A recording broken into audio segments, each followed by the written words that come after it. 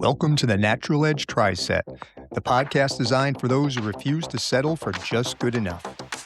We're hitting this session in 3 back-to-back blocks to sharpen your performance from the inside out. Are you ready to level up?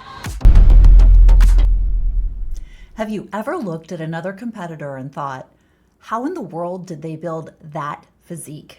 Because the truth is, there isn't just one path into natural bodybuilding. Some come from team sports. Some come from endurance sports. Some come from absolutely nowhere. And today's episode is all about the different paths that bring us together in the sport that we love. Welcome to the OCB Natural Edge Tri-Sets, the sister podcast to OCB Natural Edge, and the official podcast of the OCB, where every episode we bring you the fuel, focus, and finish to your natural bodybuilding journey through the eyes of our incredible field reporters around the country. And we're kicking things off with fuel. As bodybuilders, we're always trying to optimize sets, reps, volume, and recovery. And today, Connor visits Ryan, a former rock climber turned bodybuilder, giving us a glimpse into a completely different training perspective and an incredible facility packed with equipment most of us would love to get our hands on. I also have to give Connor credit here. One of the best qualities a competitor can have is remaining open-minded enough to learn from other approaches, even when they differ from your own. Let's check it out. Take it away, Connor.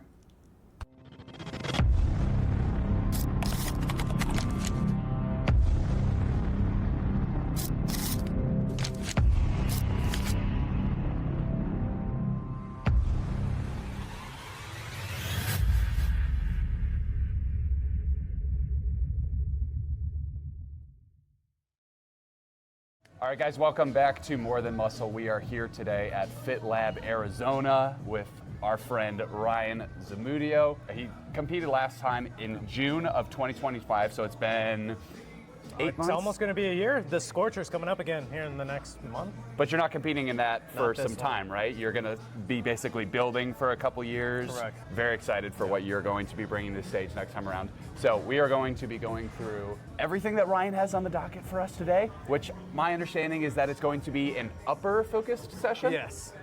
So tell us a little bit about what we're going to be doing today. Yeah, absolutely. So the plan that I've been doing for the last couple of weeks, and it's going to be going on for a total of 10 weeks, is going to be a, as my coach calls it, a power block program, where the first half of the week we're going to be focused on the heaviest possible weight that we can across the board, whatever the exercise may be, whether that be a squat or a bench press. Okay. And then the second half of the week, because of the damage that we're doing, we try to do a little bit of recovery in a way, where we focus on higher volume, lower weight, and then that way, first thing next week, we're able to come back and hit it strong once again. So are we doing an all-encompassing upper session today, and we're just going to be reps like crazy, or? So this is actually a little bit of a bro split in a way, where it's actually going to be chest, and then we're going to finish it up with some biceps. Oh, perfect. They're going to follow the exact same procedure, though, in the sense that both the biceps as well as the chest are going to be higher volume. Yes, Than and what most there people is are used to. no shortage of equipment available here, so we are going to have our pick of the lot. I'm going to feel like a kid in a candy store here, but let's dive into the session.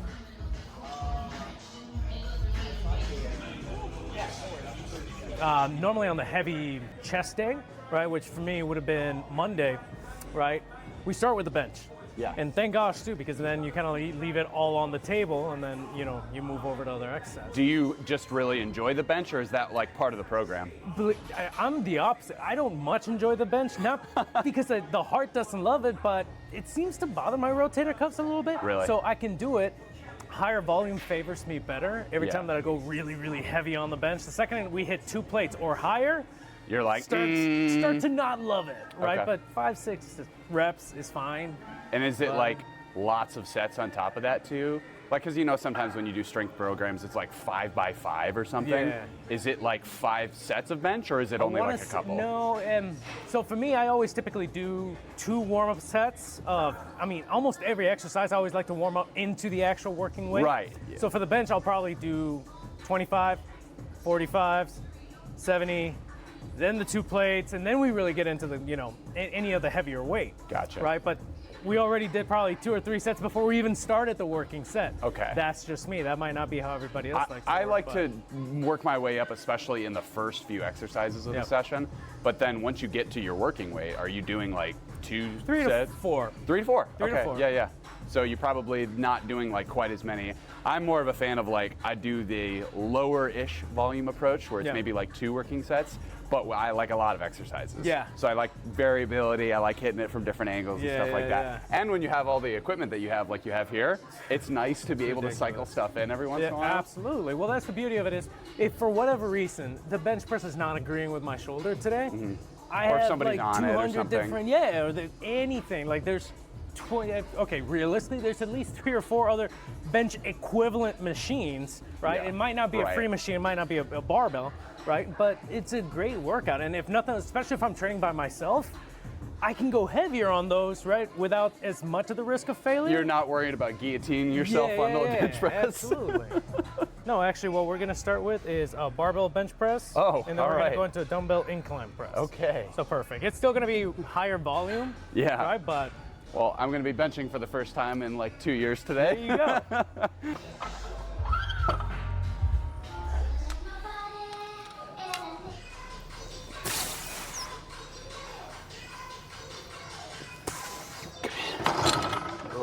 Before I ever picked up bodybuilding, I was always weightlifting, but in a previous life I was a rock climber, Oh, sure. right? Quite fluent at that as well. And you get to the point where it's like, you hit a ceiling, you want to climb any better, you really have to just dedicate your time to it. Any extra muscle that you build Yeah. is just weighing you down at that point, especially if it's like, well, I just want big quads too. It's like, sure, but that doesn't help you on It's the extra wall. resistance, man. Yeah. It's like an ultra runner who's jacked. Yeah, You're yeah, like, yeah. that's not really helping your case. No, it's not helping at all, right? And you have to start thinking, okay, like I got to do hangboard exercises today. I got to, work on like just I can't even remember the name, it's like a splatter wall or something like that, and just work Oh, sure. on the different movement.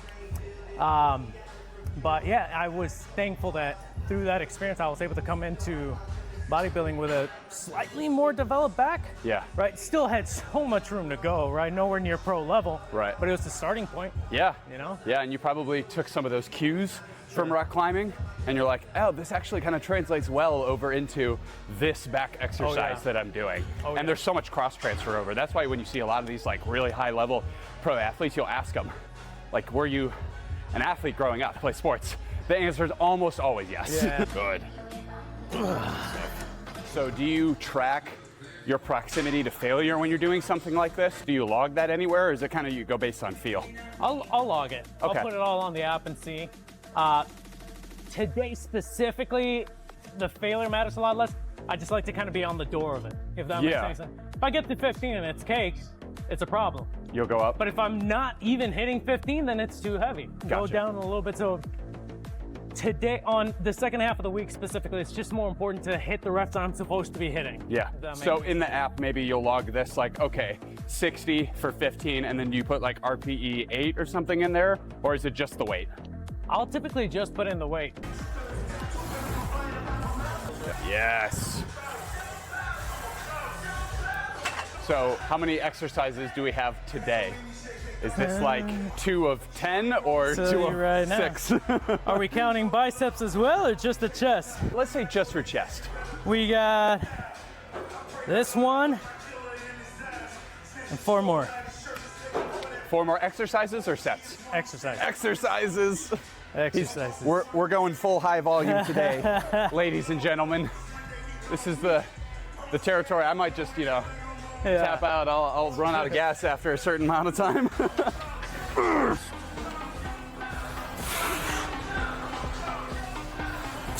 Close. I don't know how I'm gonna make it through 4 more exercises of this. Okay, so all in all, we are doing 90 reps of biceps right here. Okay, here we go.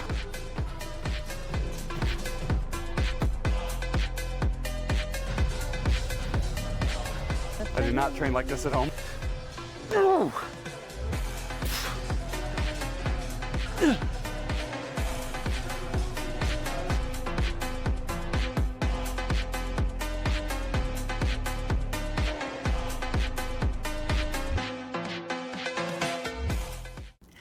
Thank you, Connor.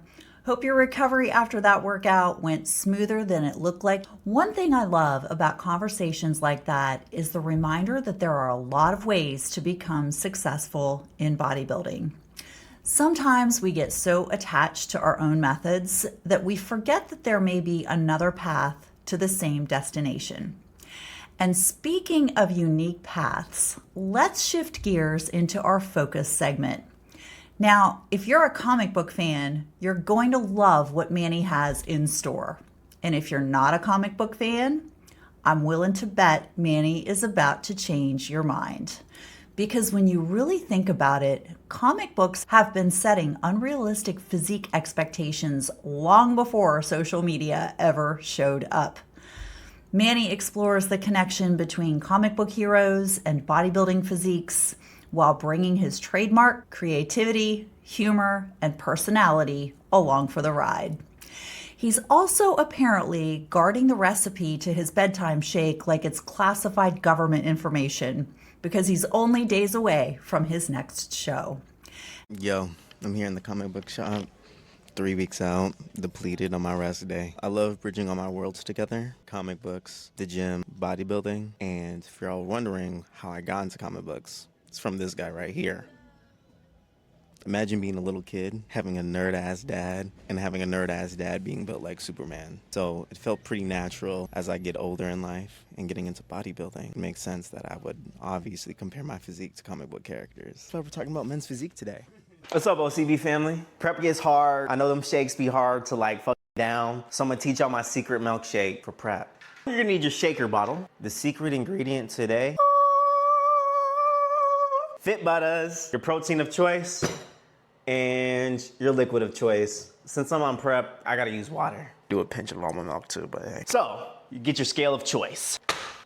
Oh yeah, code Manny for 10% off. I do 1 scoop before I go to bed, or 1.5, and there's exactly 1 scoop in here, so like, turn the camera away. Could someone sauce me with some protein powder? We got it in there. Next, it's your Fit Butters. I do 30 grams before I go to bed. This is their new flavored cookie dough? I barely did a gram, like don't even tell my coach. Oh wait, you're like, Manny, this is just a normal protein shake. Boy, I got something for you. What does that say? Read it for me, class. 0 sugar Jell-O pudding. I like chocolate. You do any flavor you want. This is what makes it a milkshake. This is what gives it that cream. Could put it in a blender with ice, but you know, I'm just hungry. And it's the closest thing that mimics a milkshake, man. Now on to the video. If you're catching up with me on my Instagram, you know I'm doing comic comparisons with OCB Natural athletes, such as myself, Ryan, and Tyson. All of us are men's physique athletes, and all of us represent a different type of men's physique because we're all structured differently, but we all fit relatively under the same guidelines of what it means to be men's physique. And today I'm gonna share with you a couple of my favorite characters that inspire me when I'm working out or deep in the prep, because comic book characters do set the standard when it comes to idealized physiques, because they're 24/7, living the lifestyle. And if you're always living the lifestyle, you're always having the body. We have our favorite here, Spider-Man. When you think of a comic character in men's physique, you think of a character built for dodging, not heavy hitting. The main ideal character for that, boom, both the Spider-Man, whether it be Peter Parker or Miles Morales. In their fight scenes or when they're just going about in the city, they're agile, they're hip, they're young and dumb. I think the oldest we ever see Peter in a mainline comic is like early 30s. He's always a struggling high school student, a struggling college student, or just a struggling young adult. Another thing I like about comic books is that you can have the same exact character depending on the artist, the time period, same character, different category when it comes to bodybuilding. And everyone, the most iconic superhero there is Superman. This new streamlined main universe version of him. He's a young adult that happens to work at a comic book store. He's called Superboy Prime, by the way. Lastly, we got my favorite. Shutting the laptop for this one. We have Invincible. Boom. This is like the easiest men's physique comparison, because if you compare him to any other adult Viltrumite. All right, a Viltrumite is the alien race that this boy is a part of. Mark is half human, half Viltrumite, which is the alien race he's a part of. He's the skinniest and most toned, because an average Viltrumite It's built cough, cough, thread, cough, cough, Omni-Man. And Invincible, he's the youngest out of all the Viltrumites we meet, other than his younger brother. His fighting style, since he's weaker than the other Viltrumites, he's doing a lot of dodging. Like I said, when I think men's physique, these characters, all that I mentioned, always have a smile on their face. When you think of Batman, Superman, Captain America, Thor, men that would be categorized in bodybuilding or classic physique, they do not have a smile on their face, and they're more grunts, and they're more mature muscle. And if you're a natural bodybuilder, the more mature your muscles get usually means the older you are. That's why I love men's physique so much, because it feels like the perfect young pretty boy division. I'm gonna do a character no one knows about. Like, did y'all know that Aquaman has a sidekick called Aqualad? Yeah, I bet you didn't know that. And he's another definition of what it means to be in men's physique. Follow me on my Instagram and subscribe to my YouTube to get more on the know on comic books, bodybuilding, and more lifestyle. Thank you. Yo, we're back. We're going from bikini back to men's physique. Trunks from Dragon Ball Z with Brian here. Men's physique was introduced by the NPC in 2012 to bridge the gap between fitness modeling and bodybuilding. The goal is to showcase an athletic, aesthetic physique without that extreme size of bodybuilding. Unlike bodybuilding, you can't hide behind mass. The board charts cut off the legs, so the V-taper is fully exposed. It's your entire scoreboard, which Ryan displays perfectly. Thank you for watching. Next week, we're going back to women's bikini.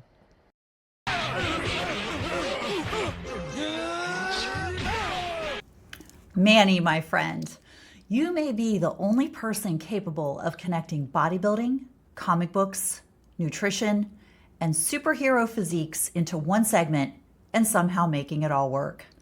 Now, one thing that stood out to me is that bodybuilding is filled with people who bring their own unique passions, personalities, and backgrounds into the sport. And that's exactly why our final segment today feels like the perfect finish.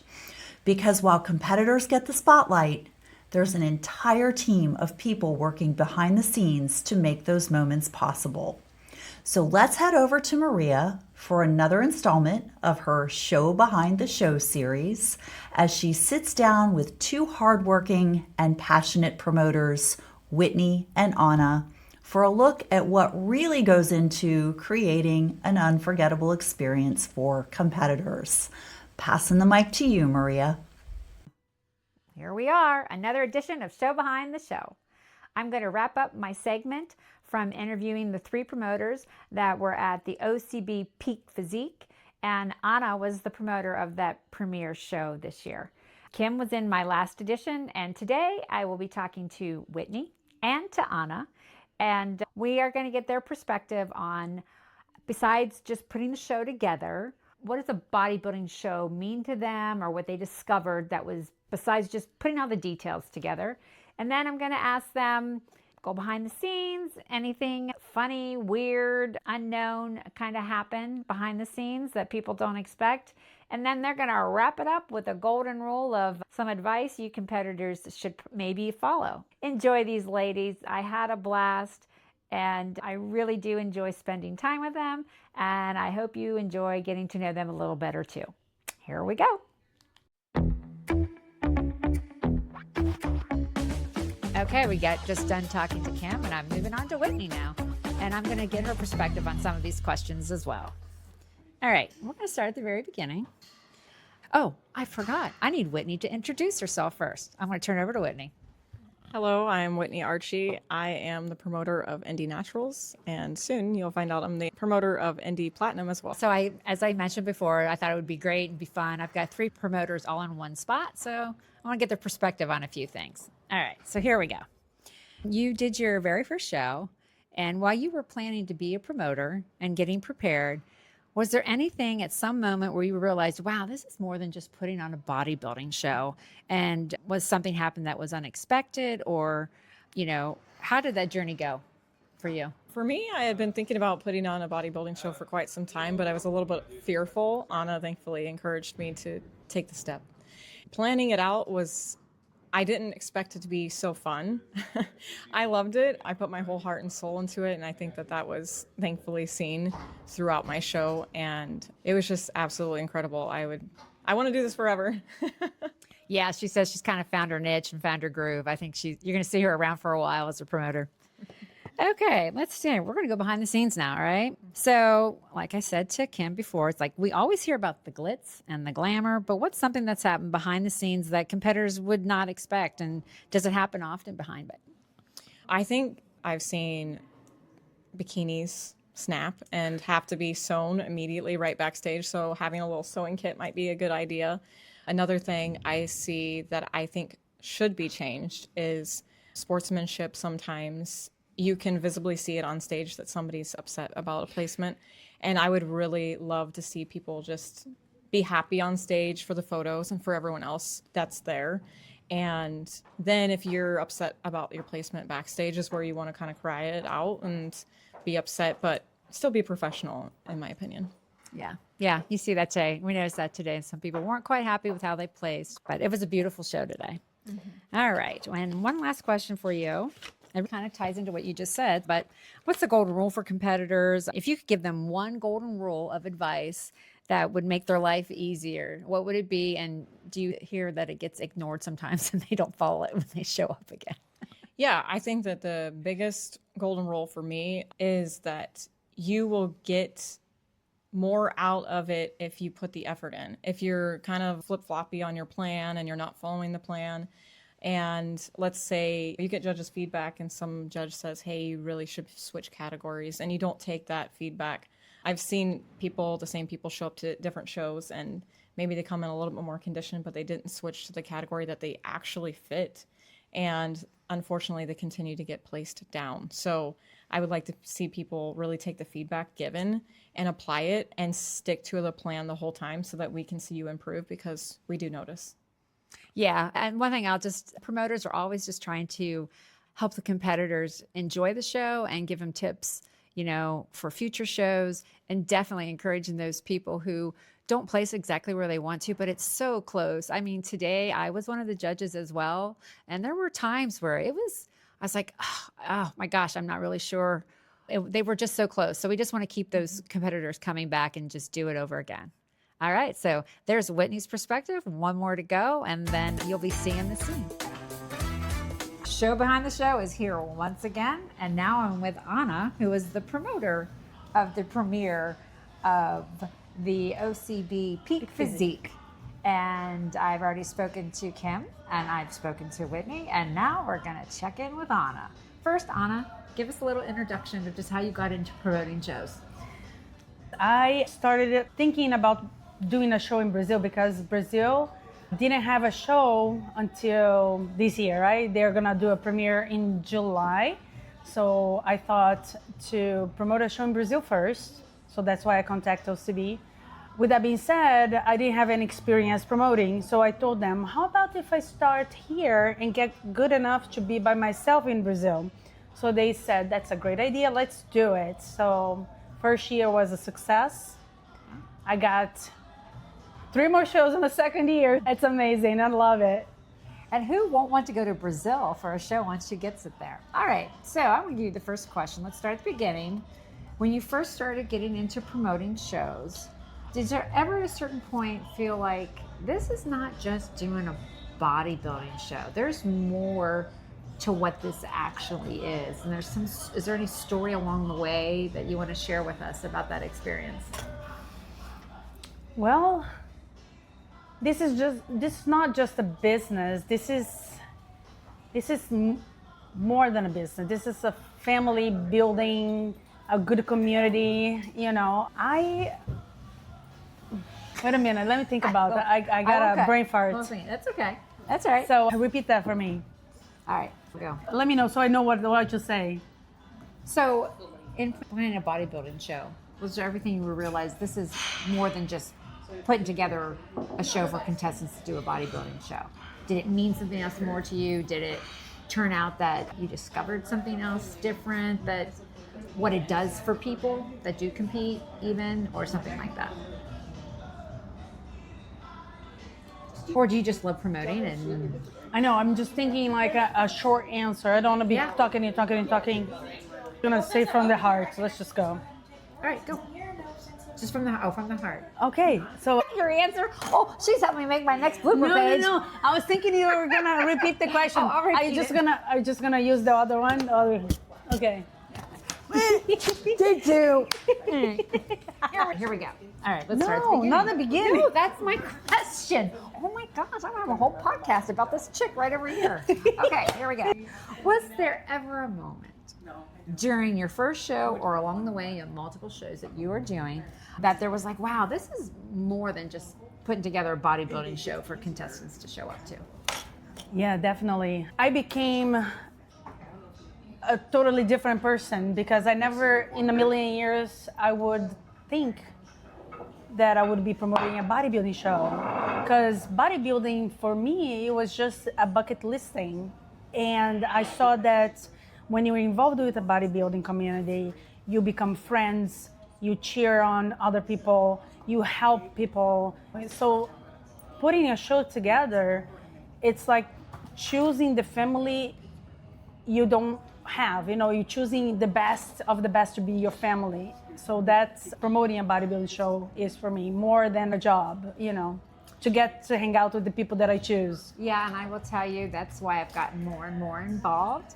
I went to a posing class that Whitney and you held, and then I ended up helping with posing, and then I just helped with the Dayton show because it was close by, and then I just loved hanging out with you guys. And then you got certified to be a judge. All right, so here we go. Little reality check behind the scene. We always hear about the glitz and the glamour, but what's something that happens behind the scene all the time that competitors would never expect if they haven't done a bodybuilding show? Something backstage, something that happens just getting prepared to get to that.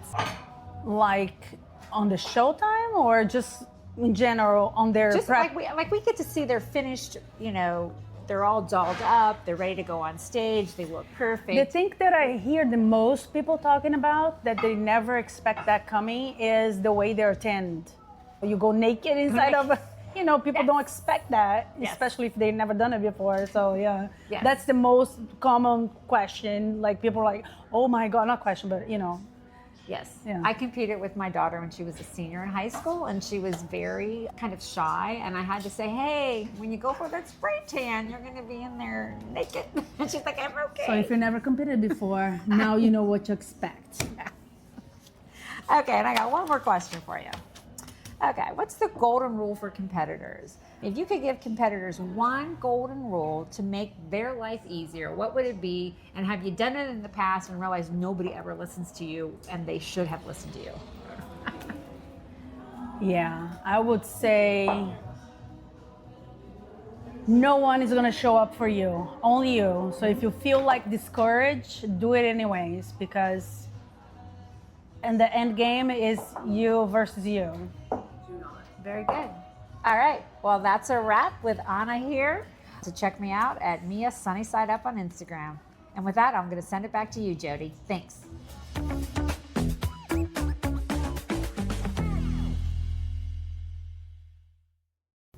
Awesome job, Maria. Thank you. And thank you to Anna and Whitney for sitting down not once, but twice, so we could benefit from the full conversation.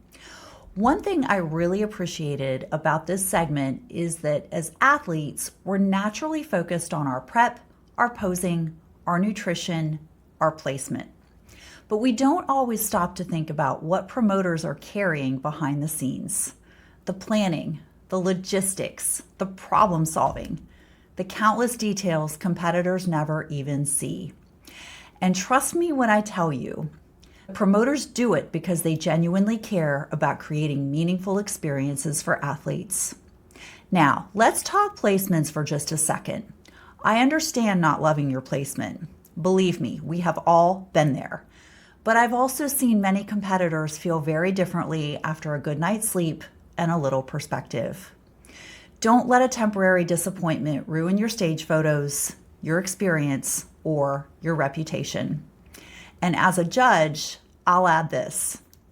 Sometimes we see athletes who might genuinely be more competitive in another category. That's not criticism. It's simply part of finding the division that best showcases your strengths. And one thing said during this segment really stuck with me. You get to choose your family. And that's one of the beautiful things about the OCB. We're glad you're here. So if this episode gave you a new perspective, introduced you to something inspiring, someone inspiring, or maybe even made cardio a little less boring, like this video, share it with a competitor or coach, subscribe if you haven't already. New Natural Edge drops alternate with Tri-Sets episodes on Wednesdays. And on behalf of the entire Natural Edge team, fuel your body, focus your mindset, finish with intention. We'll see you next time. Keep building your edge.